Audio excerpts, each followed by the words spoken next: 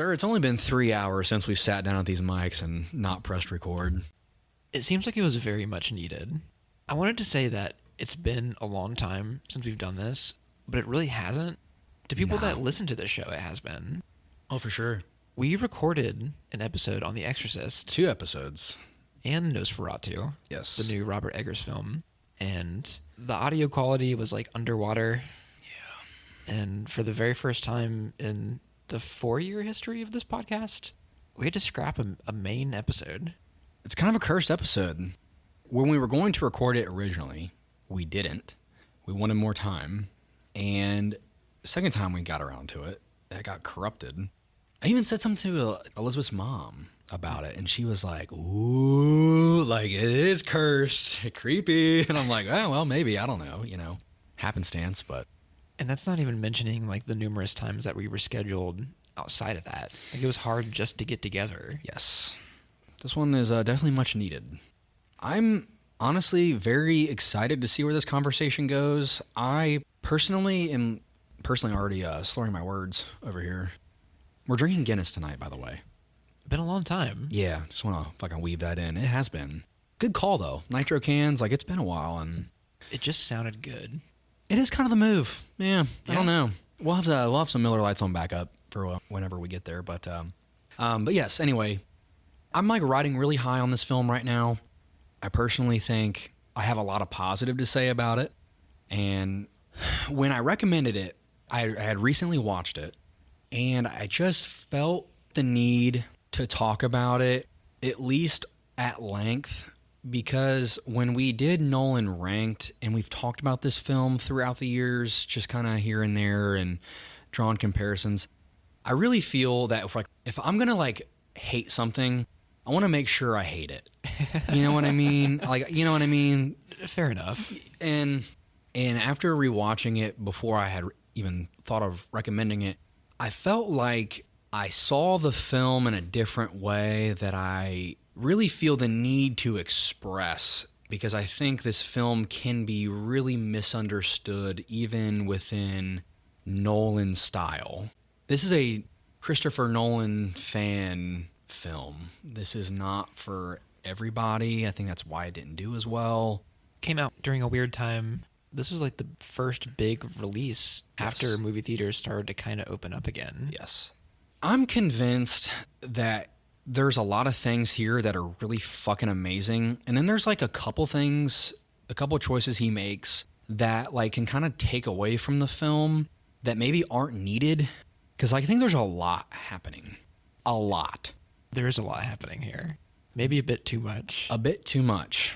And I will say it's gotten better with repeat viewings. The more things I pick up on within the narrative, I feel that it will grow on me as years go by. For instance, Inception. When Inception came out, dude, that film, it got made fun of by South Park. So like it's saying something. It was a cultural phenomenon. Yes. And it was a big deal because it was complicated. And to quote my mother the millionth time on this podcast, like, she doesn't get it. She still doesn't get it. She doesn't understand. Like, it breaks her understanding of film watching. Like, she just can't do it. And that's fine. I've probably seen that movie 25 times. When I watched a movie as a kid, I watched it on repeat for a week at a time. And I did that multiple times throughout my childhood. And that movie makes perfect sense to me. It's an easy film to follow. Yes. I would argue that it's actually kind of not. Well... And I want to tell you why. There's so much fucking exposition in that film. Like, so much. And that's like one of the major criticisms of this film, is that there's too much exposition. I think there needs to be a little bit more at times. Really? Really? Not in the way that the film already addresses exposition. I think it needs to be done a little bit differently. We'll get to that, though. I would just argue that, like, there's not a lack of exposition here, and it's definitely prevalent throughout Inception as well. In Inception, they're in the middle of an action scene, and they go, oh, no, we have to go down to the next level, because down there, we're going to be able to do this. And they go, are you sure about that? And they go, yeah. And then it's like, and then they do it. And it's like, okay, well then, why isn't that criticized? New rules consistently made. Yes. Correct. And that's definitely of Nolan's style. And so I don't really view that as a negative in terms of his style. Nolan has a style. Right. It's Christopher Nolan. You know what you're going to get. And either accept it or you dislike it. He's an artist. Like, some people like Van Gogh. Some people like Salvador Dali. Some people like Andy Warhol. Like, there is a certain flavor that they're giving. And this film is best understood within the director's vision. Right. Like, if you understand the director, you can understand the film. So Tenet is something that grew on you over time. When we talked about Inception a few years ago, we kind of talked about how that one grew off of us. Yes. And I'll admit, Tenet has grown on me a little bit. Yes. We ranked his filmography a few years ago for an episode, and we both ranked Tenet dead last. Yeah. Do you still feel a similar way? Is this better than The Dark Knight Rises, or what else is on the lesser end for him? But he's pretty consistent. He is consistent. I think either of us have seen Following. No. You haven't seen Insomnia. And no, I haven't seen Insomnia. And that one's just okay. Like, it's a solid catch-it-on-TV thriller type movie. There's a lot of those out there. Yeah. And it's unfortunate. I just watched a clip of one today. It was a history of violence with Viggo Mortensen. And I never even heard of this movie before, but I can already tell it's playing somewhere on television right now. That's a David Cronenberg movie. I'm like, oh, that's fucking Aragorn from goddamn Lord of the Rings. I need to watch him in other things. I've seen The Green Book, and which he's great in that too. But like, it's some of his older stuff, outside of Lord of the Rings, I haven't seen. But honestly, I can't stand The Dark Knight Rises in a way. It's pretty bad in a lot of ways. What's frustrating about that film to me, I don't think Bane as a character really works that well within... Heath Ledger dying really fucked up that movie, I think. Yeah, even in Batman Begins, like, Ra's al Ghul is not even really... Within the Batman universe, he is a great character, but... He's meaningful to that story, but he's not really a captivating villain. Yes. And it's an anarchist thing, and obviously, like, that's the whole theme. Scarecrow's in that film as well, but like, there's something about that film that is like actually charming. Right. The way that movie looks, the way that the set pieces are in that film is completely different than even The Dark Knight. But in The Dark Knight, you're like leaning on performance more so than you were the last film. And then the third film, less performance, more realism, more MI6, Christopher Nolan, like like Mission Impossible, Tom Cruise-y, practical effects. And I don't think that works within the universe he had created. I don't know. Heath Ledger's Joker was small enough and big enough at the same time. Like, it was like there's this really fine line. I think I could put The Dark Knight Rises on as a casual viewing way more than Tenet, but yes, I admire the ambition of Tenet more. I don't know if I like it, but it's more interesting on a let's have a discussion about this film kind of level. Correct. The film structurally is really hard. You have like these really big moments of action followed by these very tight, contractive periods. Your opening scene is an action scene. Then you contract. So starting in the opera house, which we can get into it, like one of the reasons why I love the film is because it is so much set up around these structural kind of... this film is more like, God, this is fucking Nolan's Birdman. I don't know how to explain it. Like, it's meta. This film is Nolan's meta film. You think so? Yes. Like, it's...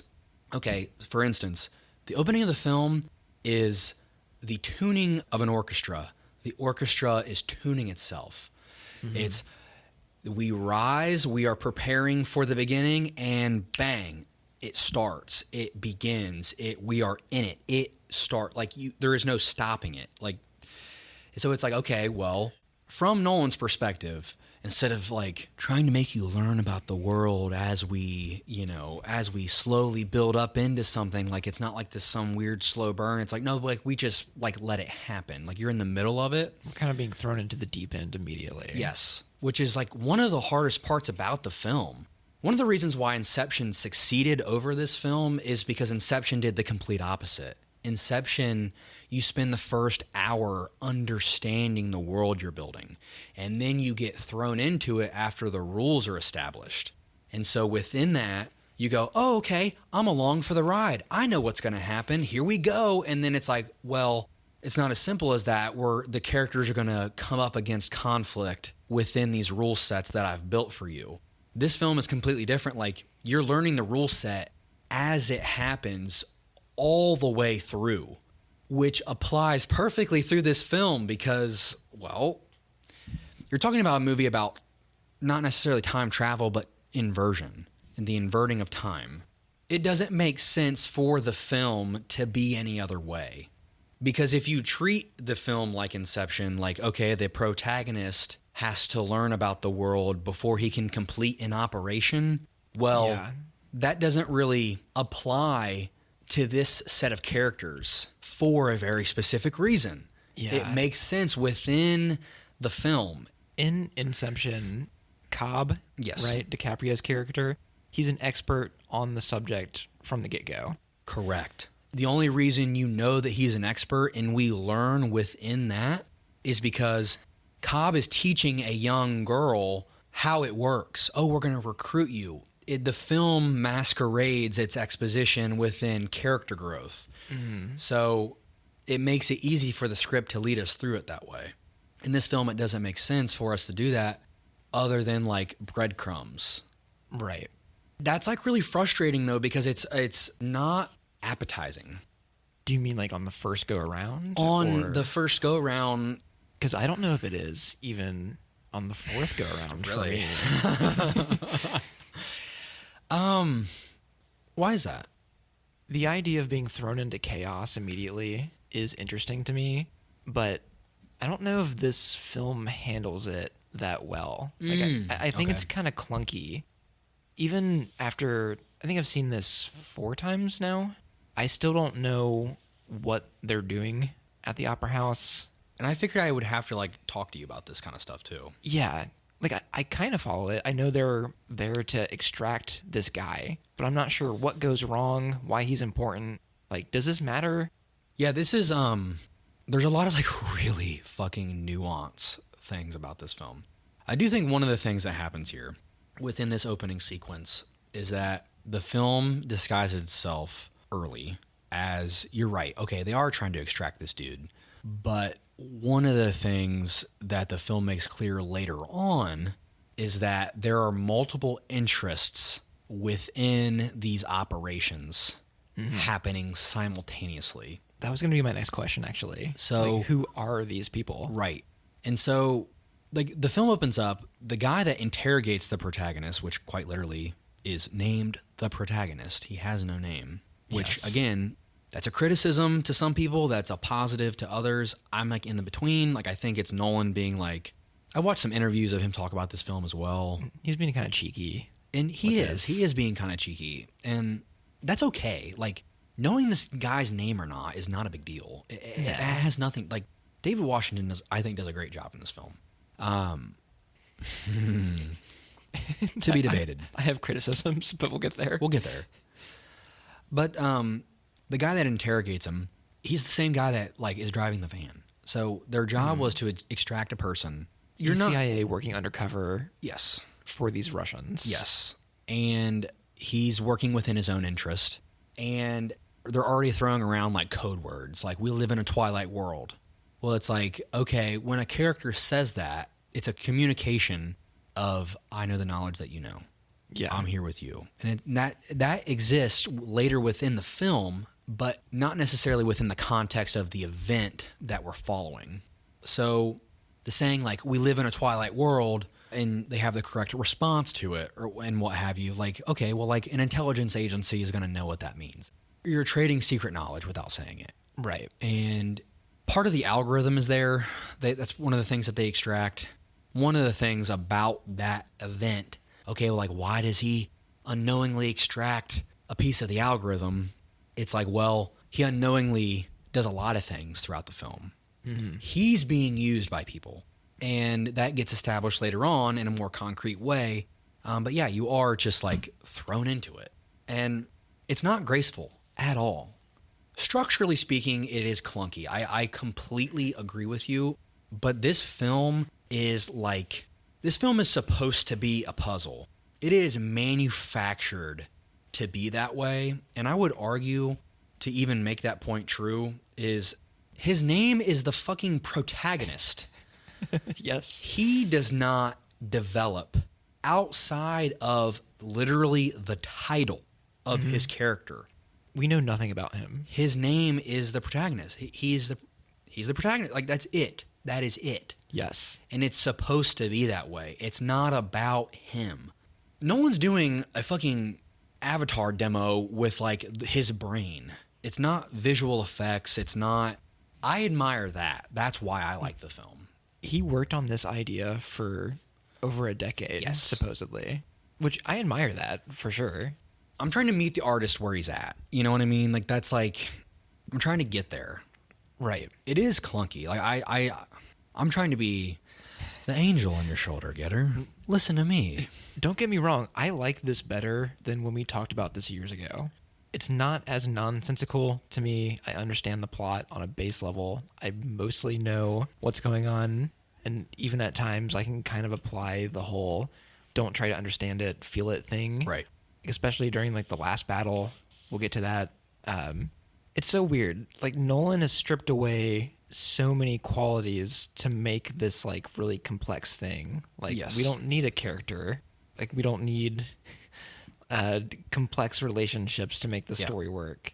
He'd kind of already done that with his prior film, Dunkirk. Yes. Like, and that one didn't even have, like, a gimmick. It was just, like, there's no characters, no gimmick.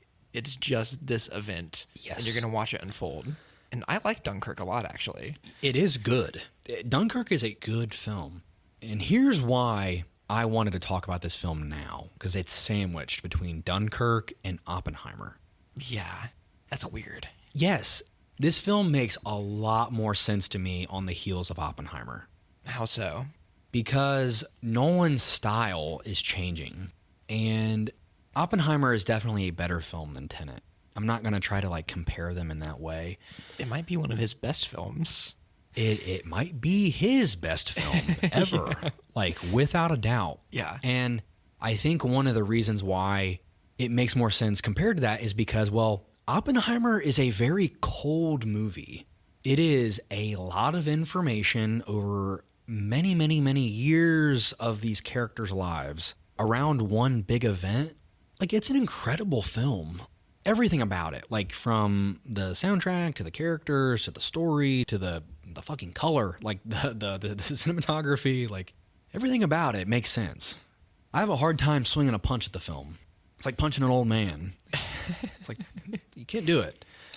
It's easier to punch it at Tenet. But Tenet is cold. Tenet is cold.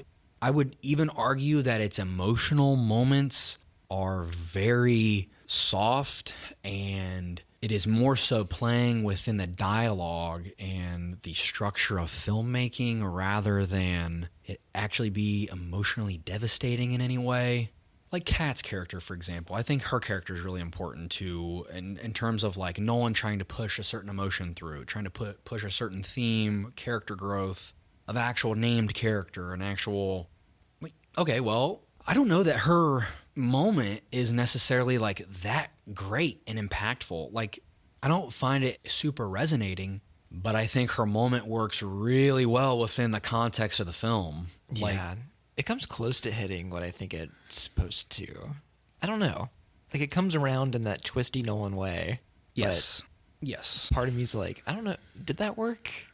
Like, this is such a weird film. It is. And, like, I don't know. You have to ask yourself, like, okay, if it works, if you're going to make it work, then why does it work? Or if it doesn't work, then why doesn't it? So we should get into it. We don't need to, like, go scene by scene, or we can break down our character relationships and stuff. And I think this would be a great starting point, is because, like, well, Andre Sator, his character, I personally think he's a formidable villain within a Nolan film. One of the reasons I would argue is because there isn't many Nolan films that actually have a villain outside of, like, the Dark Knight series. A concrete antagonist. Yes. Yeah. The Prestige doesn't have one. Memento doesn't have It's like the one. main character is his own enemy. Yes. In Inception, there's no enemy. It's like Hobb dealing with his past. The dream of his dead wife. Yep. The Prestige is like two men going at it within their own pride. Oppenheimer, there is no antagonist in that film. Right. Which, by the way, like I'm just saying, like, hey, to a commercial audience, those don't apply. Those selling points don't apply to those films, even though they are successful in many ways. So when looking at Tenet, it's like, okay, well, Andre Sator is a character. He is somebody that like inflicts pain on this story. He's somebody that gets in the way. Right. It's not something that you see Nolan do often, and it's not as dirty as The Dark Knight either. The Dark Knight, it's Batman. It's going to have these dirty, unfulfilling, unresolved themes within it. Rachel dies. He doesn't save the day. You know what I mean? So Does this villain work for you? for me, he does. I think he can kind of come across a little corny within the scope of the film, but like, hey man, all people filled with pride are corny when you strip their fucking shit back. So Yeah. I also like am forgiving of that theme. He's kind of halfway there for me. Mm. I think he's got some really great scenes. Oh in this film. Oh yeah. Which Kenneth, I can't say his last name. Branagh? Yeah, I'm sorry. Forgive me if it's wrong. He's the guy that Oppenheimer tried to poison, or he almost ate the poisoned apple in Yeah. Oppenheimer. I don't remember what scientist he plays. He was in Dunkirk. He plays some sort of high-ranking military. He's like one of Nolan's newish Go-tos, yeah. collaborators. He was great in that, and then he actually had like a more meaningful role in this film too. So I think it's important to study him within this context. He had kind of like a schlocky classic Bond villain thing going on, like the evil foreign guy. Well, and that's something else I wanted to talk to you about. Yeah, The Bond reference. Like, this film is a spy film. it is. So it is that. Like, in a way, it is that too. Like, it's so... It's hot and cold Yeah, for me. exactly. Like, it's so... I think why it comes off that way is this film is very clunky due to the nature of its primary vehicle of delivering you information. It's a fucking brain stretcher, man. Like, you really have to work at this film. Like, Oppenheimer, I did not feel like I needed to work at. I was like, oh no, I was blown away. It like scratched the perfect itch from a Nolan film. This Right. film is like really hard. It's like Dune. Like, some people can't read it. Some people can't read big books.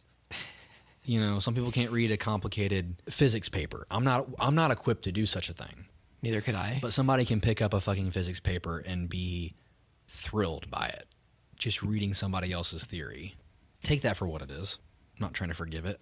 This film sits within a weird spot. This is for sure the most straightforward that Nolan's been with his Bond influence. He's played with it a lot, even in like Dark Knight and stuff. Dark yeah. Knight. Yeah, it's weird to see like him. Like, I'm just gonna make a spy movie. Yeah, and one of the reasons why I like it, though, is because it feels... And maybe this is one of the detractors. Think about modern spy film. I think of Mission Impossible, and I think of, like, James Bond with Daniel Craig. Daniel Craig is a superhero within that film. And those films aren't funny. Those films take themselves very seriously, but they're very forgiving to the plot. Right. They make a man impossible. That's why everybody wants to be like James Bond, because he doesn't have a moment of weakness. Now, granted, Skyfall was... Is that the one everybody hates? Yes. It's really good. I liked it. Wait, does Javier Bardem play the villain? I know like Rami Malek plays the villain in one of them too. Yeah, it's following, I believe. I've only ever seen Casino Royale. Oh, man. And yes, Javier Bardem does play the... Anyway, everybody wants to be like James Bond. James Bond, he gets the girl, he drives the car, he shoots the gun, he doesn't miss. You know, it works out in the end. It's a Superman thing, but it's also not like portrayed in a way that this film does with an actual spy. Well, like, oh, well, they explicitly say throughout this film, ignorance is protocol. He's kind of flying by the seat of his pants a lot of the time. Yes. That, to me, feels more authentic to reality in a way than James Bond. If James Bond happened in real life, on the news they'd be like, unidentified, what appears to be middle-aged white man hung a gun out of a car and shot into a pedestrian crowd. We don't know if this was a terrorist organization or what his ties were. It'd be all over the news, and it's like, oh no, no one bats an eye at it. Yeah. You know, it's not like an actual grounded thing. Where I think this film does a really good job of making things feel authentic to the characters, like Priya. Priya uses the protagonist throughout the film to accomplish her own goals. What is her goal? Her goal is to get Sador The algorithm. the algorithm. She's an arms dealer for Sador, Yeah. you know, and so she's I working. thought that, but I mean, she provides ammunition for him to invert, you know, because that's how we get to her. That's how we approach that character. Obviously, there's a, you know, it's going to be the Mr. Singh, not Priya Singh, the wife. You know, she's undercover for her husband. Like, that's an interesting detail. right. And that keeps her covert, you know, that keeps her underneath the radar. That's how we approach that situation. So he is flying by the seat of his pants, but it's only because he's gathering intel. Like, he is an intelligence agent. His goal is to gather intel and act upon it. So it feels authentic in that way, where I kind of feel like I kind of respect that level of realism for myself. Yeah. Because it's like, well, you may not know your colleague that you're working with. Like, when you're running Spec Ops, you're not going to get every detail about your partner. There's a lot of conspiratorial things, you know what I mean? Like, kind of just this, I don't know. I'm forgiving in that way for that. I can forgive it too. I don't mind that aspect of it at all. But, actually. To your point, that makes the film cold. Yeah. Like, it makes the film not like Mission Impossible. It's fucking Tom Cruise. There's funny moments in it. There's serious moments in it. There's still big action scenes and all that stuff. All the things that you go to see those movies for. But, like, some of that stuff's here, but it's, like, being given to you in a way that's so... It's not relatable. You cannot look at a character and feel them. You can't relate to them. You're talking about an uber wealthy fucking billionaire trying to end the world with no-name characters that you know nothing about. Like, there's nothing to them. There's nothing that humanizes them, right? Not really. No, so it's like... Our main character kind of just finds himself in the middle of this marital drama. Yes. Which I kind of like. Reminds me of being home. Stop. I'm kind of here for it. It gives some levity to this story. I'll say I don't enjoy the attempts of making, like, the son important. This little boy with, like, 2 seconds of screen time. Yes. And then Elizabeth Debicki, Yes. who plays Kat, like, will just occasionally say, and my son.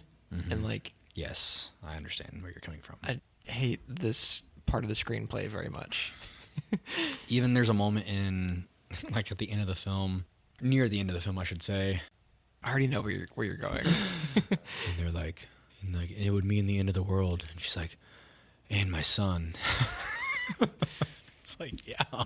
Yes, your son too, bitch. Shut the fuck up. That was heavily implied in the original wording. We get it. I don't know, man. You're right in that way, where it's like, okay, well, shut the fuck up. We get it. It's your kid. But that's the only thing that her character can understand. That's her whole world, even articulated via the script. It's all she cares about. I think you could have cut that aspect and it wouldn't have changed anything, really. Yes, I agree with you. I don't know how you make it better, but there is some choice that makes it better somewhere. The exclusion of it entirely. Yeah, maybe. I think the marriage stuff is fine on its own. I don't know if I need a child in danger to make this drama more dramatic. Yeah, but Andre Sator is a bad person. In the beginning, when, Jesus, this is why this film, it's getting better for me in some ways, and here's one of them. Mm-hmm. So, and I'll tie it into something else. When our protagonist meets Neil, played by Robert Pattinson, which, by the way, fuck yeah. Our boy. Legit one of the best actors working today. Right now, for sure. I'm so excited. Elizabeth wants to go see Mickey 17. We should go see it together. We should. I will let her know. Okay. Fuck it. I lost my fucking train of thought. Okay. Neil. When Neil meets our protagonist, quote unquote, for the first time, let me put it this way. When our protagonist meets Neil, they're discussing how to break into Sanjay Singh, yeah, Sanjay Singh or whatever. God, forgive me. He says, "Would you take a child hostage?" To me, it's the script saying, foreshadowing, like a child being held hostage. And then Neil also says, hold on, I got to pull out the notes on this one. He says, "What about a woman?" And the protagonist says, "If I had to." If I had to, yes. When Neil, this is one of the big things too that I think is really important during this conversation and why I think it helps forgive some aspects. He also says, time isn't the problem. Getting out alive is the problem. They're referencing within the script during that moment, getting in there and having time to interrogate is not a problem. Getting out of there is a problem. And they're discussing, oh, you take a woman and child hostage, and like, yes, if I had to, which he does do. He does take a woman hostage. He manipulates this woman into getting information about Andrei Sator and getting close to him. He does. But also, Neil is saying, time isn't a problem. Getting out alive is a problem. And that coming from Neil is important because time isn't a problem for Neil. It's getting out of the loop is the problem. Getting out alive is the problem. Getting to the present. Because technically he has inverted his way back to this moment in time to be with the protagonist. Correct. In the end of the film. And in the beginning of the film. Yeah, this version of Neil already knows this guy. This version of Neil... It's complex because we get like 5 versions of Neil at one point. Yes. I think there's 3 in the climax of the film alone. It gets weird. Yeah, and I like that though. I do too. Because Neil is a very redemptive character. He like really saves the story. And like that's why I think to a certain extent this film does feel like it's really growing on me. Like it's like a kid that you don't like it's like, you know, you have a kid and you're like, this kid's fucking annoying. All he does is talk about fucking Roblox and Fortnite. When I was a kid, we would fucking go outside and fucking throw rocks at shit. This kid's fucking annoying. And then it's like now I'm like, okay, well, I'm growing to admire some of the things that are being done here because so am I. He's working within the framework of like filmmaking is not supposed to be this way. It is not meant to be viewed this way. And I think it's important to recognize that a film like this has never been done before. This is not fucking Back to the Future time travel. This is not... He's like straight up playing with like the current known theories of reality in terms of like, he even mentions like grandfather paradox. Like he tries to really ground the idea of time travel. Right. Not by like transporting particles to a specific spot in time, but rather invert your particles and make them move backwards in time because human beings can only experience time linearly. Right. And that's important in the context of the film. And like he has a PhD in like physics, I'm pretty sure. Like I'm pretty sure Nolan is like a scientist as well. That wouldn't surprise me. I'm almost positive. Forgive me if it's not true, but I'm almost positive that like he is a big fucking science nerd. That's clear. I think I read that in the book you got me. Oh, really? I think so. I mean, it makes sense. I think this is the one film where he said that I'm not going to say he didn't care about the science, but he basically said, like, don't hold me to scientific fact here. But there is something. Like, he is mentioning real ideological... He's trying to base it in reality in some way. Yes. He's trying to, like, give the illusion of reality. And the rules of the film are given to you visually and explained to you. Mm-hmm. Saying, here are the rules. This is how the game's played. And here's how we play the game. And here's what works within the game. You have your demonstration. You have to have dropped it. You have to have done something. Like, you still have to cause... To an object that's inverted, you have to then forwardly move backwards to affect that. Like, it's like, God.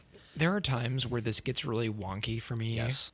For example, in the opening opera siege at the beginning of the film, where Neil shows up unbeknownst to us, he uses an inverted bullet to save the protagonist. And then when you start breaking it down, it's like, well, has that bullet always been there waiting to be unshot? No. It gets really weird. No, so in terms of that, like, one of the things that's visually shown throughout the film is like, okay, you'll see like a bullet hole somewhere. Yeah. And the camera draws attention to that because you're saying, okay, something's about to happen. But the people that are moving through the timeline forward have to experience that happening in a linear way moving forward. So, Correct. So if I bite an apple and if I bite an apple and now there's a bite taken out of the apple after I've bitten that apple, in reverse, I'm going to pick up and eat an apple with a bite taken out of it, and I'm going to push it back onto the apple and put it back on the table. Yeah. Well, it's like, it's only observed. Right. That bullet hole has not been there forever. Like, it's not like that kind of thing. It's like, this is where it gets complicated, but like, even this is fucking me up bad. Even later in the film, like at the end of the film, where they're like, okay, well, the bomb's going to drop and, you know, it's going to be, the algorithm's going to be here at this specific spot and the algorithm will go off. And so time will then move backwards for the people in the future to know that this is where the algorithm's at. Yeah. Well, it's like, you're talking about, we're experiencing the film in a forward mindset. Like, we have to move through the film linearly. And so when you're talking about like objects and these things, like Neil says, what's happened. We can only experience the thing moving forward, even if we're going backwards, kind of thing. Like, yeah, you're talking about perception of time. You're talking about observable reality. This was just fucking me up. It's not even like an important detail.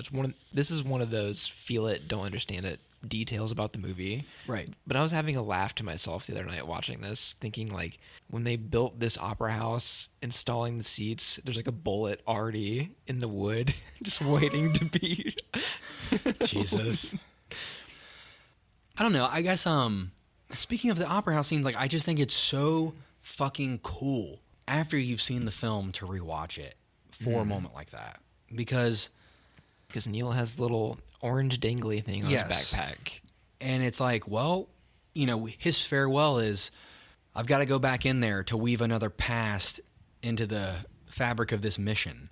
Mm-hmm. And it's like, that's true. Like, he has to do that. What's happened. He has to go do it.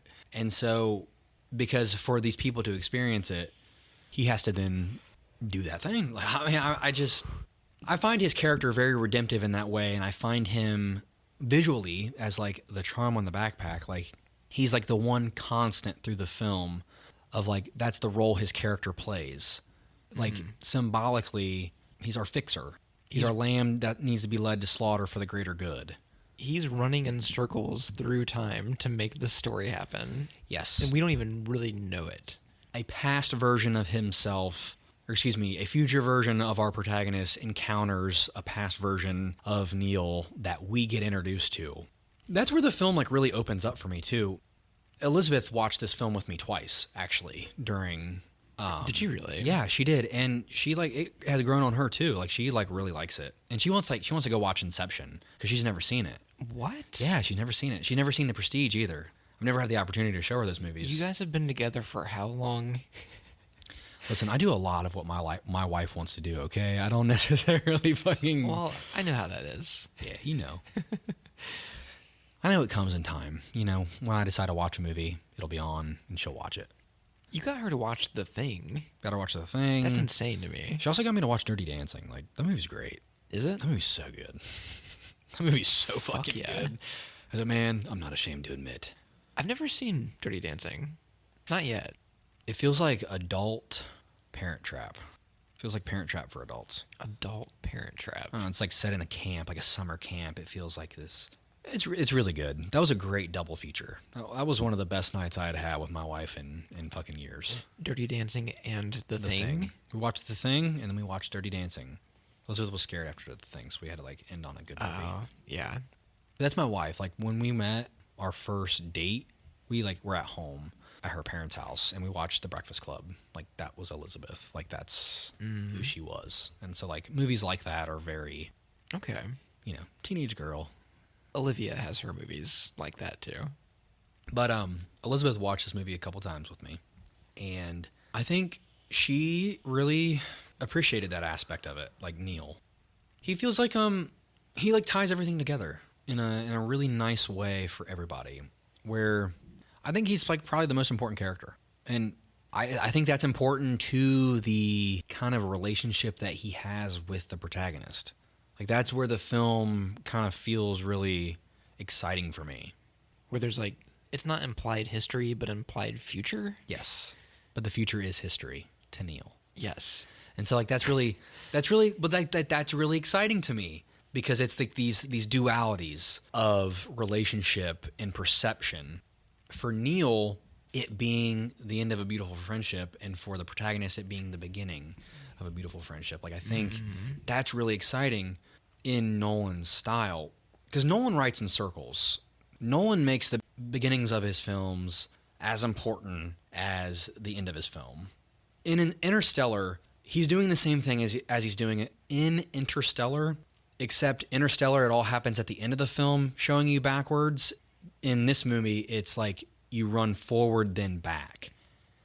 So it's like you're cutting the film in half of forward progress and reverse progress. He kind of always has done that. Memento and The Prestige all kind of have like those. The answer is in the beginning scene right off the bat. Yes. In The Prestige, Michael Caine opens that film with the same... It's like writing the perfect essay. When you open the film, you're saying, here's my theme. And at the end of a closing argument, at the end, your last paragraph, you're saying, here's my theme. And that's why it worked. It's the punchline. And when you frame that kind of punchline within this film, I think that's super important and interesting for Nolan. Because as somebody that loves Nolan, well, I'm trying to understand why it's important for him. I do think, like, this is the most fucking nonchalant this guy has ever been about anything. But also, like, the most serious he's been at the same time. Like, it's so strange. It's, like, such a strange movie for him. And that's cool. Given that this is, like, the most outward he's been about that beginning is the end and is the beginning kind of thing, it's strange to me. Like, Tenet is a palindrome. Yes. It's the same as it is forward as it is backward. Yes. I knew that going into the film. I know Nolan's hallmarks. Yes. The very first time I watched this, I was shocked that the opera scene wasn't played back at the end. I was fully expecting that to be the climax where we would see that scene again with a different perspective. And we don't go back there at all. No, and I don't know if I loved the set piece climax that we got. Yeah, I understand that 100%. I mean, I get it. It reminded me of like some of my least favorite parts of Inception, where like the invisible enemy, like we're shooting at something. Yeah. It would have been better as a covert operation. What do you mean? Like stealthy? Yeah, because honestly, that's a great point. Because you are right. It's like 40 minutes long, by the way. It's like 30 minutes long and with 10-minute ending. Is it really? Yeah, it's like long. It kind of flies by. At like 2 hours, yeah, because you're already like, oh, my brain is cooked. I can't do this shit no more. But again, that's one of the reasons why I think this film's hard to grab onto is because it's like, oh my God, that's so much information. Yeah. And information that isn't grounded in reality, and you have to like adhere to this film's reality. But you are right. Like, it reminds me of a Call of Duty game where there's a bunch of enemies everywhere and like you're just trying to get to like the next mission. Like, it doesn't really have much to do with the story. Yeah. It's like there's just enemies everywhere and that's what it is. But there aren't enemies anywhere in this scene. Yeah, you're not observing who they're shooting at. We only see Sator's right hand manned. Right. Manned. Damn it. The Guinness is kicking in, boys. I'm fucking nitroed, baby. Yeah, you don't get anything outside of that, right? Like, it's just the film only draws attention to that particular. So, oh my God, it's so fucking. I knew this was going to happen. So, like the helicopter, right? From Neil's perspective, it moves backwards, and from the protagonist's perspective, it moves forward in that scene. And so your eye is being drawn there as a viewer. Okay, that's important. But what Nolan does here in this scene, it's like, you're right. They're not shooting at anything. It's an invisible enemy. It's a very similar to Inception. Because in Inception, we're going to write this away as, it's his subconscious fighting back. Dunkirk is the same way too. Right. It's Invisible enemy. It's a World War II movie with no Nazis. Right. It's the weirdest thing. But it's like it's the observation of a red team and blue team. It's to demonstrate a pincer movement. It's to demonstrate you've already been told previously that he has, Sador does a temporal pincer movement. He has one team moving through at the beginning, and he has one team moving at the end, and they're communicating in between those things to then gain advantage over it. And they're doing that on this particular end of the world scenario, the dropping of a bomb, which I think is really interesting that you get Oppenheimer right after this when this movie is like, oh, nuclear holocaust? No, something worse. It's something much worse that you can't even understand. Yeah. And it's like, well, then he goes and does fucking Oppenheimer, and it's like, yeah, we get it. Is it even a bomb in this? It's No, something that it will invert time of the entire world? Because people in the future live in an uninhabitable... Yes, and they're waiting for time... they want to come back to... Yes, they want to move backwards through time. They're not coming back. They are moving backwards through time. In the future, because life is uninhabitable on Earth, the only way to make it habitable again is to go back. But the only way that the future is going to experience that is in reverse, demonstrated by our characters. Yeah. They're not transported to a period in time. They have to live years and years going backwards. Going backwards. Correct. Which conceptually is very creative, interesting. Yes. But it's a lot. It's literally explained by Kenneth Branagh's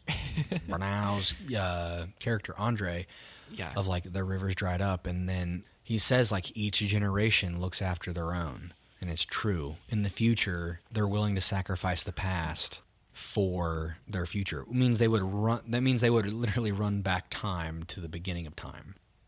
Okay. They would experience time backwards. And speaking of that, speaking of the future thing, you get Priya explaining to our protagonist that, hey, similar to Oppenheimer, this person created the bomb in the future kind of thing. This person created inversion technology, and she ended up killing herself because of it. She didn't want it to be replicated. Right. I just think it's funny that Oppenheimer is mentioned here, and he goes on to do Oppenheimer. I think it's important because I think it gives us more about a director. I think it gives us more insight to how a director thinks and how this person thinks when they make this kind of movie. Because it's okay, he was writing about Oppenheimer in this film. Why? Well, because how he views Oppenheimer's relationship to the world. How he views a historical character. And he's creating fiction around somebody that would do something like this. I don't know if he was planning on doing Oppenheimer yet when this was made. Because didn't he get the idea to do Oppenheimer because Robert Pattinson gifted him a copy of American Prometheus During Tenet. During the creation of Tenet. Yes. Correct. Which, God bless RP. Rob Pat, changing the world, quite literally. Quite like Neil. He's going to be in the next Nolan movie where they keep adding A-list celebrities to this movie. They'll do it similar to Oppenheimer. It'll be the next thing. I'm so excited, actually. Did you see that they added Elliot Page? Yeah, I did. And John Leguizamo, however you say his last name, Hispanic actor. You know him.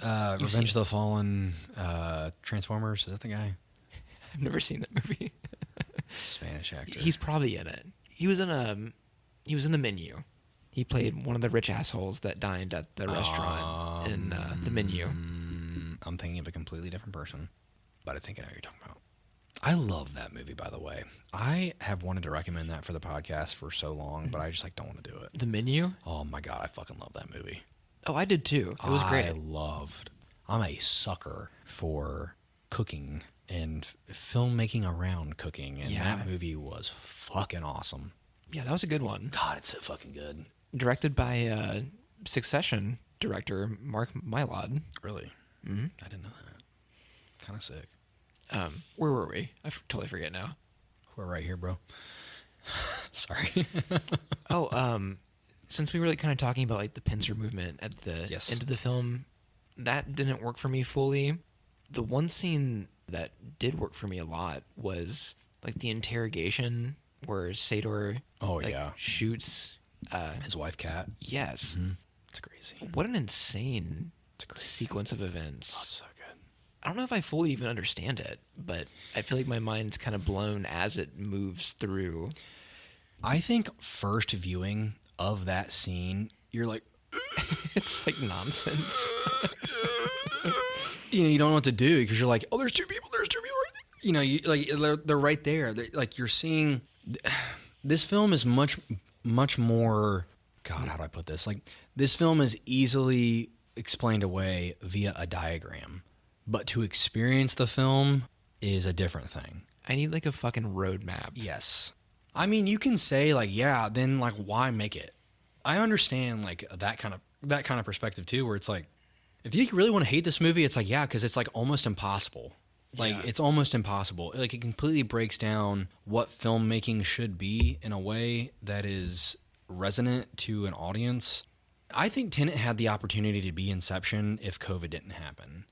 I think Tenet would have been received a little bit differently if things were just happy-go-lucky, things are normal. It would have been a different kind of perspective. And it did not happen. I'm not sure about that. Inception was a cultural phenomenon. That film connected for a reason, though. And I don't know if this would have. No, probably not. Although, like, there are detractors that we should talk about. I need to stop gushing. The edit on this film, sound-wise, is a lot. This film is best experienced with subtitles. You know, the weirdest thing, I streamed this the first time I rewatched it a few weeks ago, and the dialogue was fine. Yes. On this Blu-ray copy I have, the dialogue scenes are, like, silent. Really? Yes. And then the big scenes will blow your fucking speakers. Yeah. And I was honestly getting really frustrated trying to watch it on the Blu-ray. Really? I didn't know that. It was weird. Like, the mix is different. Huh. See, because, like, when I watched the film streaming, because I own the copy of it on Fandango. I mean, it wasn't perfect. It was still hard to hear. It is. But it wasn't as egregious as this copy of the movie was. I didn't find it that hard when I was watching it over and over and over again. Like, and maybe, I don't know, the first time I watched this film, it was hard. Because look, one of the first moments I ever felt like, okay, this is really frustrating. This is during my earlier watches, is when they're doing the first heist. Which, by the way, a little off topic, but I do love the structure. It's big event, big event, big event, big event, big event. I don't know. I respect it. I respected it. I felt like, I think it flows scene to scene in terms of like next action scene, next action scene, next action scene pretty quick. Like it does move very quickly. You're in it. You know, there's no time to talk. And speaking of which, where it's like where they're setting up the art heist, you're getting the music. And it's like, holy shit, I can't fucking hear myself think, let alone read these fucking lips. And it does that. You'll come in and go, why even have him fucking talk? You know, like, he was really experimental with his shit when this came out. But it's so cyberpunky and weird, and it's nothing like Oppenheimer, though. It's not even close. Same composer. For some reason, I'm having a hard time remembering the score from Oppenheimer. Oppenheimer is much more melodic. Yeah. This film is not. It's like percussive. Yeah. A lot of tones. Yes. And the only time it's not is when Kat's theme is playing. There's like the normal scene, the no, like that kind of like this trance-like house beat type of feel. That's the protagonist's. That's his linear view. That is present through forward-moving time, and then Neil has a different where it feels like that rewinding of a tape. That na na na na, and it feels like you're running backwards. Well, you get introduced to that in the opera house. There's an homage to that after Neil runs away. There's Kat's theme as well that plays throughout. It's not the best though. There is a little bit. I want more instrumentation compared to what we get. Everything Yeah. everything feels a little like okay, we've established the main chord progression, but there needs to be more accompanying instruments to those themes. This is the first time that Nolan has Yes. not worked with Hans Zimmer since when? Since like Like Batman Begins? he did Batman, he started Batman Begins. Okay. I know Hans Zimmer didn't do like Memento and Insomnia. Did he do The Prestige? I don't think he did. Let's check that. I don't know. I love The Prestige, by the way. It's so good. I definitely need to rewatch it. Hugh Jackman. Come on now. Come on now. I've always claimed that to be my favorite Nolan movie. I don't know how true that is nowadays. I love it. It's a great film. It's like a period piece too, so like there's something really interesting about it. It's different for him. And like the dynamic between the two main characters is different for him. David Julian was the music composer, so it would have been with Batman Begins moving forward. Okay. And then they stayed together consistently until Zimmer was busy with Dune. Yes. Ooh, somebody watch out. Villeneuve, he done took him away. Did Hans Zimmer do the music for Blade Runner 2049? No. No? That was, Just somebody else. I think it's the guy. I think it's Did they trade composers? This Ludwig guy? Oh no, Hans Zimmer did 2049. So yeah. Oh, really? I haven't seen 2049 since like it came out, man.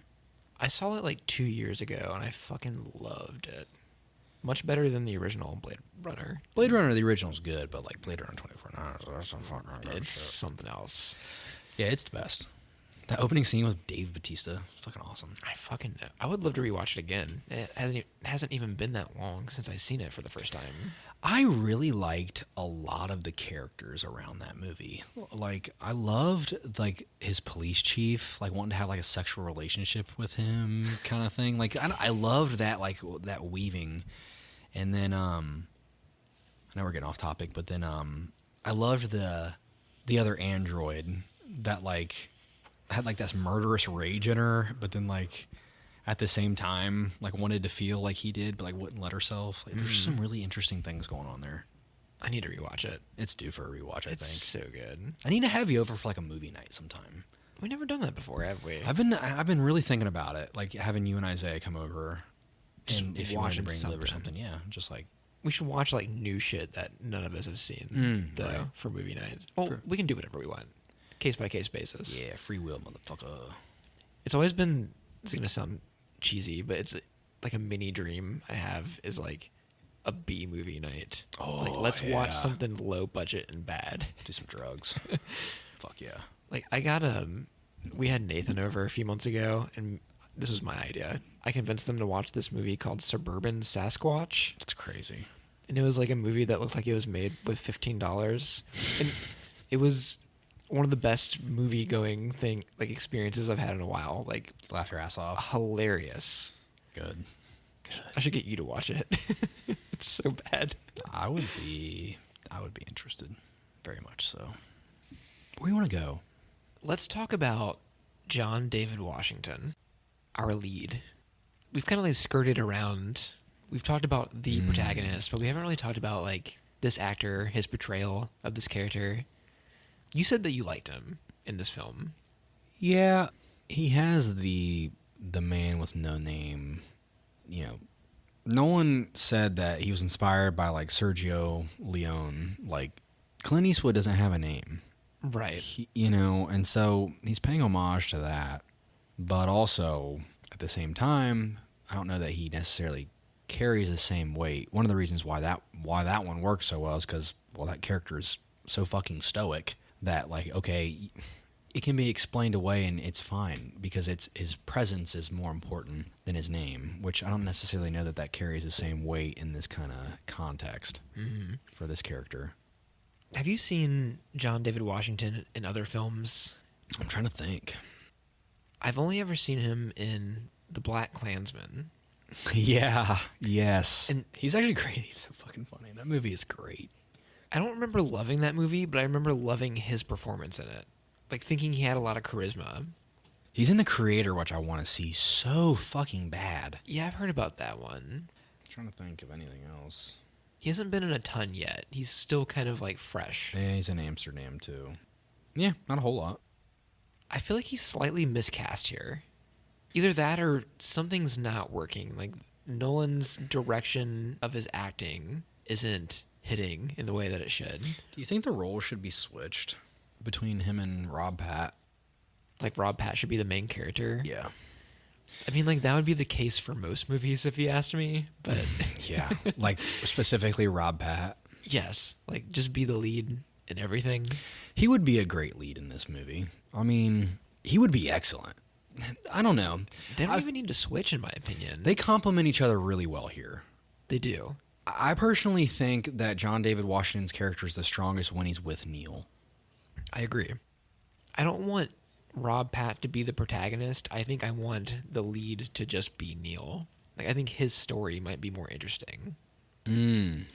Elizabeth said, like, oh, will he make a Tenet too and do Neil's perspective? And I'm like, what? No, stop. Don't ask such optimistic questions. There's just something weird about John David Washington's like line readings in this film. There are certain scenes where his dialogue feels weird. He just delivers lines in a strange way that doesn't work for me. There's a very specific time where I thought it was actually frustrating. I actually found, maybe it's not even him, but maybe it's the script. There are moments where I'm like, what? Is there something specific that comes to mind for you? I think their handoff at the end, like I think they're, I mean, I have to talk about this right here, but like I think when, we've already talked about it, it doesn't matter. Him and Neil, you know, when they finish the mission and Neil has to walk away and, oh, this is but for me, this is only the beginning. I'm like, well, I don't know. It's a lot. Like, it's a lot of like, I really wish Nolan would shut the fuck up right there and just kind of like let it be. Yeah. That moment, like, and I think that's one of the things that probably would have made the film a lot stronger is a little bit less talk.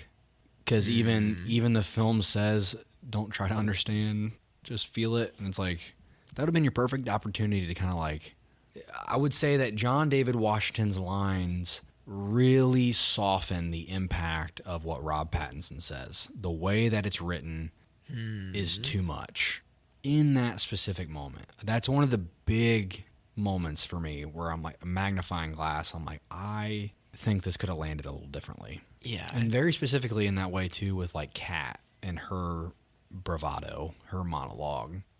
There's something awkward about that exchange. I don't know what it is. Like, it's not, like, enough, you know? It doesn't have a... What's said? Do you remember? She's like, this isn't the woman that you scarred on the inside. This is the vengeful bitch that you scarred on the outside. Something to that extent. And she like shows her scar that he gives her, you know, obviously because this is a future self being woven into the past, which I do like her moment of like, she's the one jumping off of the boat. You know, I like that. I like that she's the woman that she was envious of. I do too. That she explained. I do like that. But is this movie just weighed down by a lot of great ideas together that don't like coalesce into something better? Because I still like it. Like that's one of the hard parts for me. There are things about the film where it's kind of weak, but it's like I still like this. Like I still want to watch this again. Yeah. I hate it. I hate that I like it that much. I feel like I'm more mixed on it than you are. But I have similar feelings to you about a lot of the same things. With like the line reading stuff, when the protagonist learns about inversion for the first time, he catches the bullet in the gun and he just says, "How?" with like no emotion, and then he says, "Whoa." And you're right. That's like that should be an amazing moment of revelation for the audience, and it's like treated like everything is in the same monotone emotion throughout the entire scene. It's an excellent point. I hate that. Yeah, I don't know what it is. Maybe I didn't catch that as much. Well, speaking of line delivery, Nolan does this really weird thing with him and Priya where he finds out that Priya uses him to give Andrei Sator the algorithm. Plutonium-241 they call it, but really it's just 241, code name for the algorithm. Yeah. It's not plutonium. And like, again, it's like small decisions like that where it's like, it's not plutonium, it's plutonium-241. Oh, and plutonium-241 means 241, which is a section of the algorithm. And what's the algorithm? Well, it's the algorithm that's been split into 9 pieces throughout the world and been buried through time. And it's like just you keep going, you keep going, you keep going. It's like... We're just blowing through info. Yeah, and it's like little things where it's like, okay, I understand that you have to get there. Like, you have to get there to make this shit make sense because it's like you're uncovering intel with our protagonist. But even in that moment where he goes, I'm the protagonist of this operation. Yeah. And she's like, you are a protagonist. Like, you know, and like that's the other thing too, line delivery. There are so many accents and dialects and cultures in this film that it's like a lot. It is. And not on top of that, the original edit that I believe you viewed, and I'm sure I viewed at some point in time, like that's a lot on top of the mix, on top of the information. And sometimes characters are wearing gas masks, Yes. delivering this info where it's like... Yes, that's frustrating. But then Oppenheimer kind of has that mix too, though. There's a lot of shit in Oppenheimer that does the same thing. Not necessarily in such a fantastical way or like situationally, but like the fucking music in Oppenheimer is like so heavy on top of dialogue. It is. Especially like in the beginning of the film. There are rarely scenes without music in them in Oppenheimer. Right. The only time it stops, I think, is when the bomb goes off. Are there scenes in this without music? Probably not. All of Nolan's movies have like a flow to them with the editing where it feels like we're just kind of... There's rarely a chance to monologue or like sit in silence. Like they're very flowy. And sometimes that's good and sometimes that's bad. Like Right. it's a weird thing that I have with him. One of the reasons I think the film is frustrating is because you probably don't have any of that. You never give the audience a minute to catch up. It's so quick-paced. Yeah, it's like it's an action film. Another dialogue moment doesn't make sense to me. Kat's like laying on this fucking stretcher after she's been shot while they're in their shipping container, and she's like, "Are we gonna die?" And he's like, "So every law of physics." Like he starts going. I'm like, "What the fuck are we doing here?" They tried to give the protagonist some like jokey lines throughout the film, and like I think this movie actually needed more humor. Yeah. I'm not saying it doesn't need to be like a Marvel No. quip fest or something, but it felt like the lines that they did give him to implement humor felt like they were out of like a 90s movie where he's patted down at Yes. Sator's house for the first time. He's like, "Where I'm from, we usually buy dinner for you first." Or, "I ordered my hot sauce an hour ago." Yes. That felt like really out of place next to the mostly cold, Yes. exposition-driven Yes. shit that's here. Speaking of that Sador, like literally he goes, "Oh, usually you buy me dinner first." 15 seconds later, "It's very gratifying to watch a man dig his balls out of his throat before he dies." Like, Yeah. I'm like, yeah, okay, what the fuck? That shit is like, every time he says that, I'm like, like, just... The one time where it kind of works for me is where he meets Neil for the first time, and they're talking about like infiltrating Priya's tower or whatever this is. Neil says, "Do you think it's bungee jumpable?" And the protagonist says, "I don't think bungee jumpable is a word." It's not a great line, but his delivery of that line is actually, it feels more off the cuff, like natural in that moment. I wanted more of that. He's a little bit lax about certain moments. I think Neil's the more of a comedic relief kind of character, which I think that's like one of the things that makes him a stronger character. Yeah. He has a name, that's one thing, but he's got that going for him. He's a little bit more charismatic throughout the film. I also think when they're when they're weaving back through the airport the second time, and when they leave, there's a sense of friendship in that where they're in the van, and he's like asking him about, why didn't you say it was me that you pulled the mask off of? they both fight the protagonist. The protagonist fights the protagonist, and Neil fights the protagonist. It's the same person, but it's viewed as two people the first go around. When you're going forward through it, it's like two people come out of the turnstile, but really it's just the protagonist. Right. Which is interesting.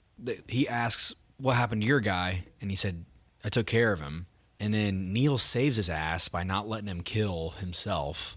He says the policy is to suppress. He's like, why didn't you tell me it was me? He's like, how would you have acted if you would have known? So he said the policy is to suppress. And he says, whose policy is it? Ours, my friend. Like, you know what I mean? It's like during that specific point in the film, it like feels like Nolan's like just barely kissing this, like you're barely brushing up against this really strong relationship. Yeah. But it's only from Neil's perspective, which is so frustrating about it. They can't get to know each other yet. Yes. and like I guess I like really love that at the same time, where like it's frustrating that you don't really get to feel it, but it's implied. And I think it like really makes the slice of time that we view incredibly important. Excuse me. Because at the end of the film, you recognize that this whole time you've been working for me. And it's like, oh, wait. And I like that, the implications of that. Because that means later that he's going to recruit Neil. It makes that character feel like he's going to continue to elevate after the lights go out. Which it can kind of be forgiving to the character as we experience him in this particular time. And maybe that's why Neil feels like a more solid character, because he's the character that has more information as to what's going on. He's more confident. We're viewing the lens of the protagonist, and Neil is kind of taking us on that ride with the protagonist, if that makes sense. Yeah. It's just it's a matter of perspective, As a general movie experience, it's not necessarily the most comfortable thing, but it's interesting in terms of story writing. It's hard to be mad about. Right. I want to be mad about it. Right. But the context means something here. It like doesn't make the character any stronger, though. That doesn't make the character of the protagonist any stronger. It really just like. He's such a blank slate. Yeah. Which is like really unfortunate, because I feel like he doesn't have to be.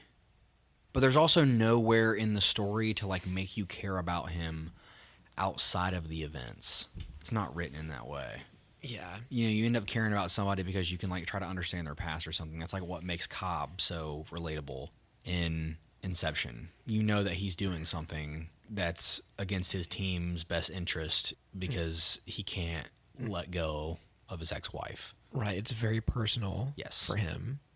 Here, the protagonist, his motivation is that the world is going to end. Or that's what he's told.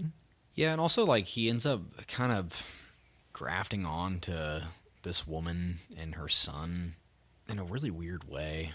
I don't know. I don't know if it makes a lot of sense for him to care about her as much as he does. Yeah, I think Is that crazy to say? Yeah, but she's also like a fucking victim of domestic violence. Right. But he like jeopardizes the mission, saving the entire world for her. Is there implied romance here?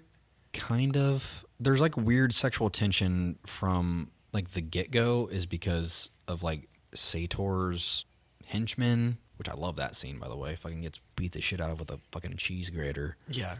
It's one of my favorites too.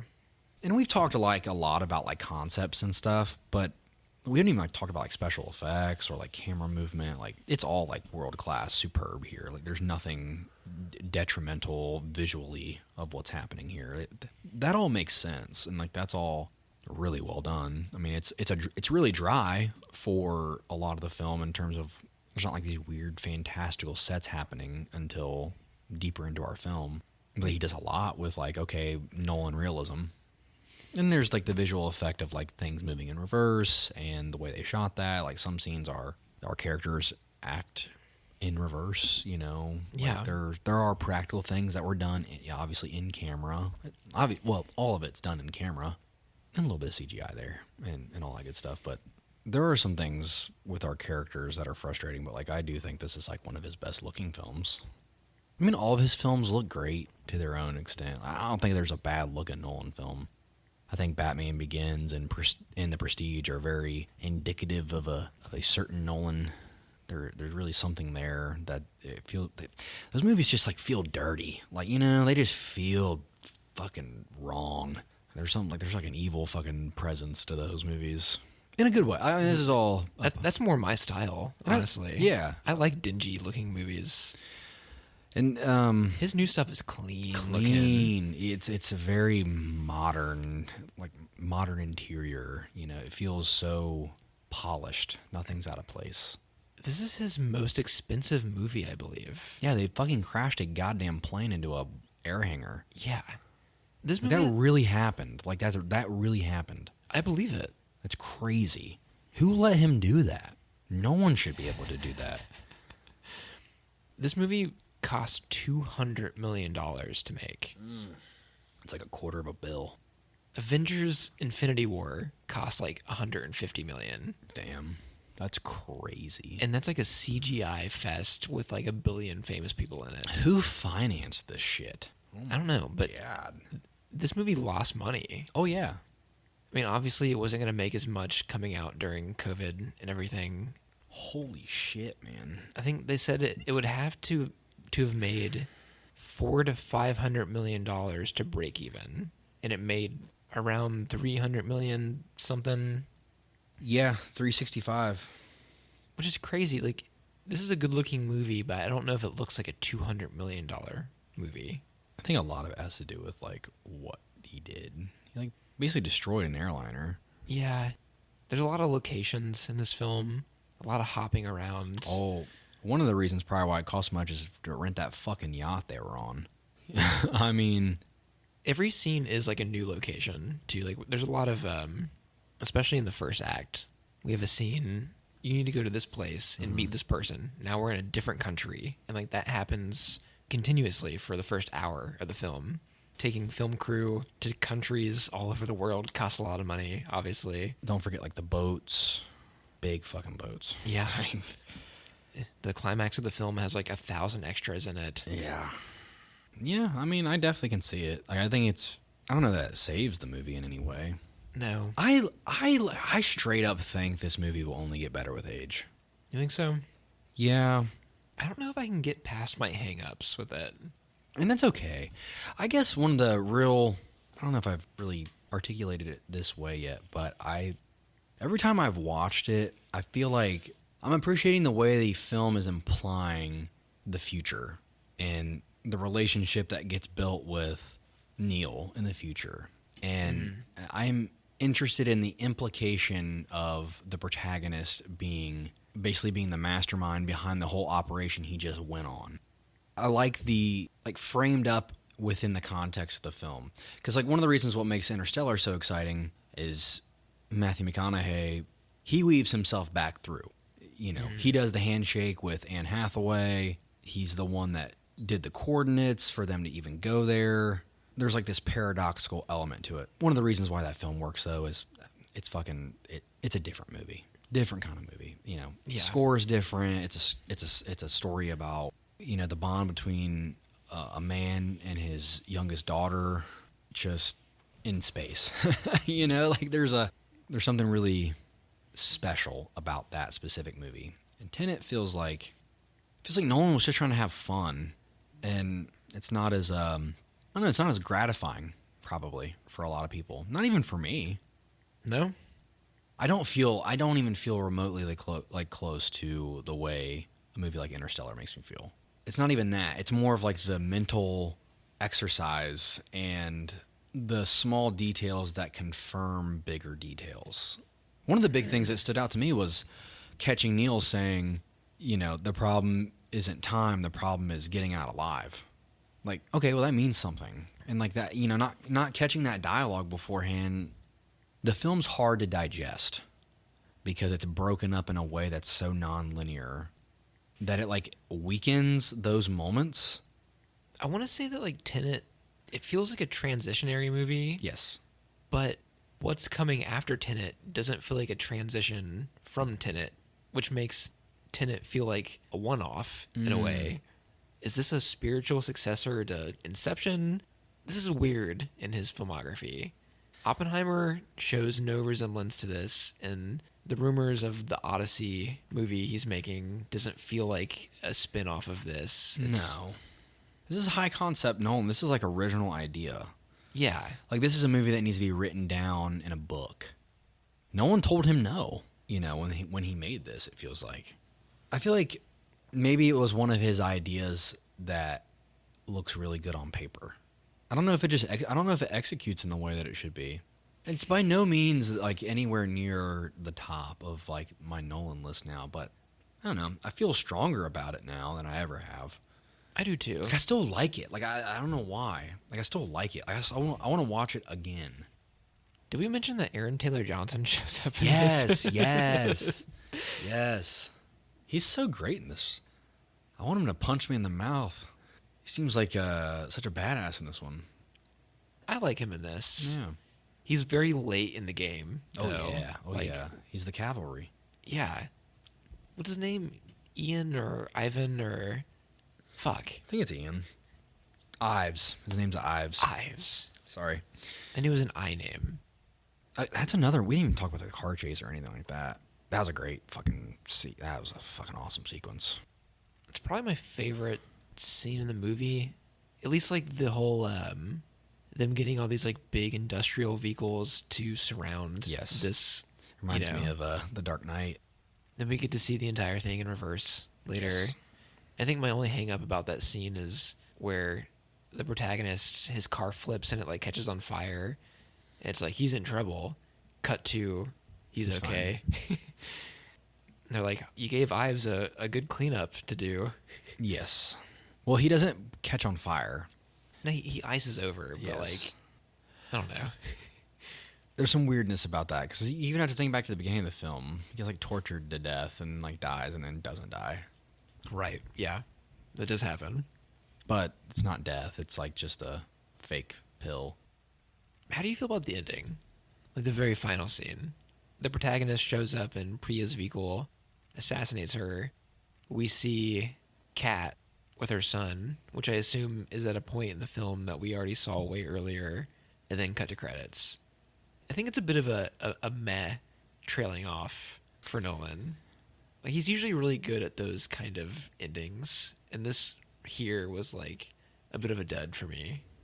Yeah, I've kind of wrestled with that. The ending is supposed to, I feel, is like a reflection of the protagonist, and part of the film feels like he's trying to earn the main character lead. Like, he's trying to earn the role of being the most important player in the game, but then, like, he just ends up being the guy that does the thing for everybody else around him until the end, where it's like, okay, well, now you're in charge.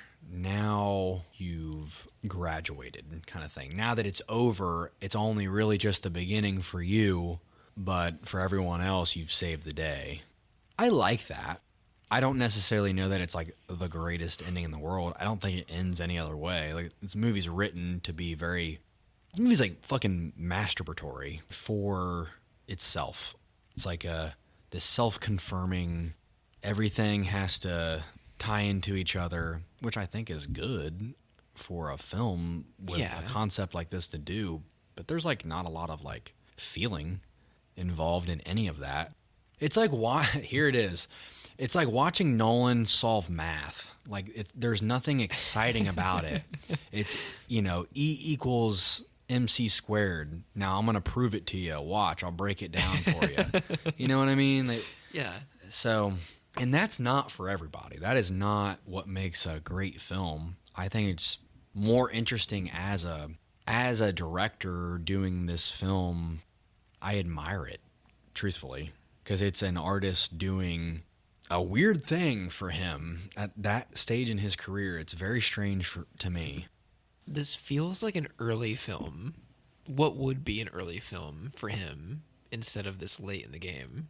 I want to say that there's another film coming in the future, another twisty mind game type thing that he could do that would be an improvement on this formula, but I feel like he's already done that. Like, we have Memento, we have Inception. We have The Prestige even. The Prestige, yeah. I don't know though. He may never come back to something like this. There's might a really good chance after Oppenheimer's success, and depending on how the Odyssey turns out, I mean, we know nothing about it. We don't know what its visual style looks like. We don't know what the soundtrack's going to, all that stuff's going to be really indicative of how that film plays. Even Dunkirk was a film that's extremely grounded, but the soundtrack is cold, calculated. It's based off time, like a metronome. There's nothing really profound about it until the end of the film. There's a humongous release, or orchestrally, like it turns into something else. I don't know. He needs to do something else after the Odyssey. I'm very excited for the Odyssey. I'm not. But he doesn't ever need to do a sequel. It all needs to be original. I remember before the Odyssey was announced, there were rumors going around that he was finally going to make this like horror film. Yes. And I got so excited at the idea of Nolan doing Horror film. something like that. I'd like to see him do a horror film or a Western. Yeah. If Nolan could do a Western before I die, I think I'm good. I think I'd like to get out of here after that. That'd be good. They don't really make Westerns anymore. Westerns are the coolest fucking thing in the world. They are. You can't tell me make otherwise. Modern Westerns have the ability to be cool, but now they're all like comedy Westerns, and that sucks. I can only think of like No Country for Old Men. It's like a neo-Western. The only modern Western that's good is Rango. You ever seen Rango? No, but I heard it's good. It's fucking incredible, actually. Incredible. Oh, it's an incredible film. That's a strong word to use. It's so good. I don't know, man. Do you have anything else to say? I don't know. There's a lot about this film that's a lot of fun, but not very impactful. I admire a lot about it, but I don't know if I like it still. I can cherry pick good moments, good scenes, good ideas, but at the end of the day, I still feel very lukewarm on it. That's fair. Which I hate, but I don't know. I guess I just wanted to be sure. I just want to make sure. it's better than the first time I watched it Oh yeah, for sure. by a lot. I understand your point of view. I really do. I figured it would probably be what you'd probably be when I recommended it, but I just wanted to make sure, see if there's anything in there. And there was. I think it's the most fun I've had watching one of his movies in a while. I think the action scenes in this are a lot of fun. They are. At least for visual pleasure and adrenaline inducing in the sleeper cell that lives inside of me. Gets very excited to see shit like this happen. So ratings, Is it sacrilegious to give it like a 5 out of 10? yes. That's kind of where I'm sitting. It's fair. But I think the first time I watched it, it would have been like a 3. Damn. I really hated this the first time I watched it. Damn. I would have given it like a 5 the first time I watched it. Really? Yeah, maybe even more. I think now, probably like a 7. Like 7.5 maybe. 7.25. I feel real good about that right there. Okay. We're going into quarters. Hey man, it all adds up. What would you give like The Dark Knight Rises? I know The you Dark probably Knight haven't Rises seen is like it. a 6.5 to a 7 for me. Now, I don't know. It's probably very similar still to this. That's another like 5, 6-ish one for me. It's bad. Is that wrong to say? It is bad. It's entertaining enough to watch, but it's bad. Compared to the first 2 films in the trilogy, at least. Even fucking Harvey Dent in The Dark Knight is like so fucking good. Like that character is not wasted. Catwoman sucks. Bane sucks. Ra's al Ghul's daughter, played by what's her name, that sucks. Cobb's wife from Inception. Cobb's wife, yes. I didn't even realize. Didn't even put 2 and 2 together. Really? It's got Morgan Freeman in it though. That's kind of redemptive, I suppose. Yeah. Yeah, We forgot to mention that Michael Caine was in this. yeah, he did. In a scene where he eats lunch, doesn't stand up, and also goes by Sir Michael. Yes, he is Sir Michael. One of the easiest paychecks that man ever made. I think this movie might be. I didn't really touch on it too much, but I'm pretty sure this might be his most meta movie. That was for sure meta. I'm the protagonist. Yeah, no shit. No fucking shit. You didn't have to explain that shit away. Explain more about what the fuck's going on.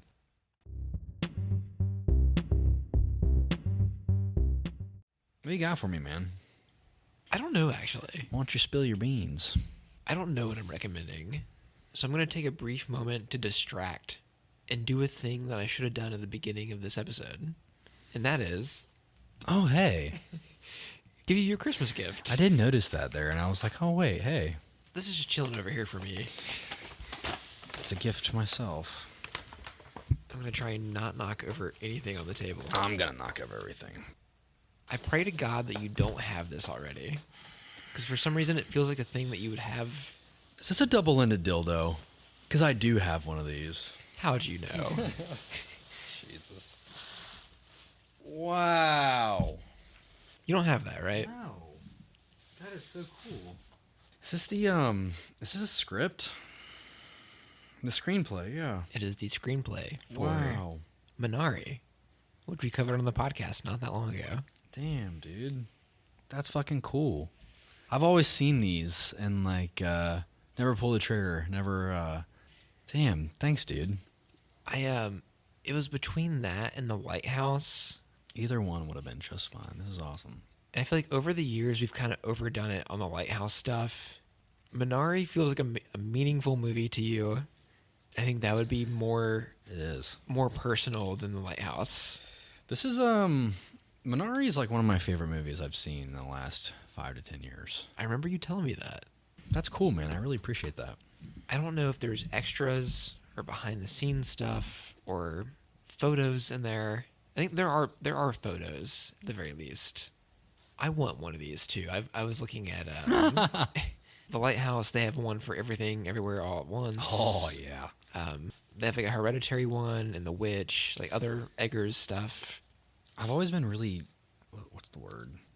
What's a negative connotation of, like, temptation? Jesus, what's happening? You've only had one beer. Yeah, I've been up since, like... So have you, though, probably, right? I've been up since about 6:30 this morning. Yeah, same here. I've only had one beer. Don't tell the people that. It's embarrassing. I cracked 7 of them. What do you mean? I'm on beer 4 or 5, and I walked 10 miles today. I'm delirious right now. Honestly, this is so fucking cool. Oh, dude, it's like written in Korean, too. Is it really? Yeah. There's a Korean section.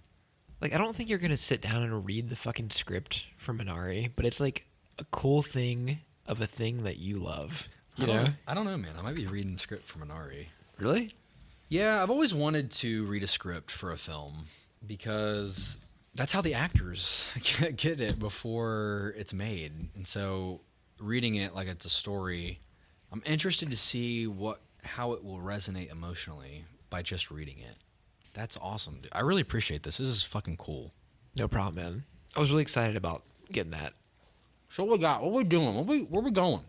What fucking mystical magic school bus adventure are you taking me on, Miss Frizzle? What are we doing? Okay. Yeah. Hear me out. All right. With Tenet, that's the 3rd time we've talked about Christopher Nolan. Technically the 4th time on this podcast.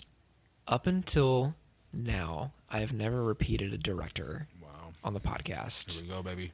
And that is going to change. And it's for a particular occasion. A few weeks ago, we lost one of the great American directors. David Lynch passed away. And I can't understate how devastated I actually was about this. Like, I'm not even kidding. Good. I'm glad I got to devastate you. I'm the one that told you. I know. Like, it ruined my fucking day. Good. Feel my pain. A few years ago, we talked about Mulholland Drive on the podcast. It's actually one of our most popular episodes. It was a lot of fun. That was a good episode. I loved it. With that film, we saw the dark and depraved side of Lynch. But with what we're about to talk about, there was actually like a wholesome, humorous side to Lynch that I really enjoyed as well. Oh, yeah. And I think that's showcased in some of like the lighter moments from Twin Peaks, the small town, like quaint side of his personality. This film isn't talked about as often as some of his other stuff, but I think it is his lighthearted, emotional drama based on a true story, released by Disney. What? And it's rated G. What?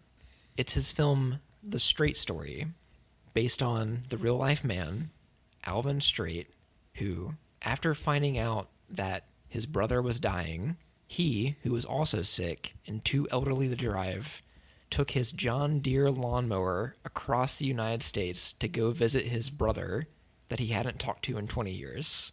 This is a crazy setup. This is fucking wild. It is a delightful film. Delightful.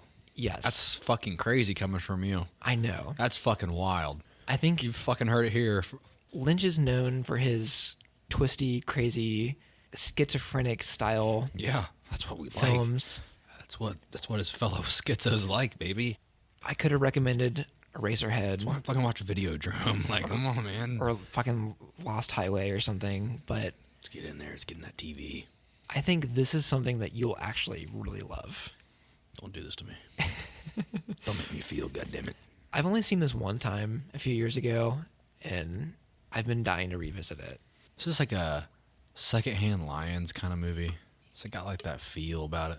I've never seen that. What the fuck you just say? It's got Michael Caine. Does it really? Yeah. And Emily, no. What's that kid's name? Olsen. No. Elizabeth? No. What's that? My God. This is so off topic. I'm sorry. Secondhand Lions is like a family-friendly movie. I remember seeing trailers for it when I was like in second grade, probably. It's so good. I love it. Yeah? Come over and do some drugs and watch Secondhand Lions with me and my wife.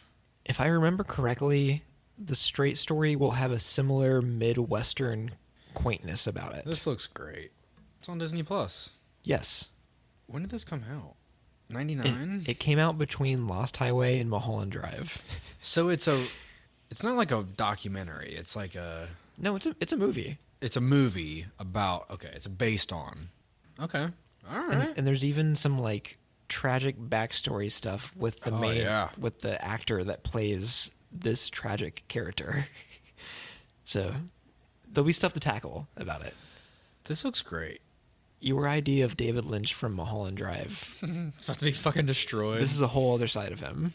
This is the fucking one where he was on Molly and not mescaline. All right, I'm kind of hyped. This is strange. I didn't know this existed. Yeah. I'm convinced sometimes that things just exist after you recommend them.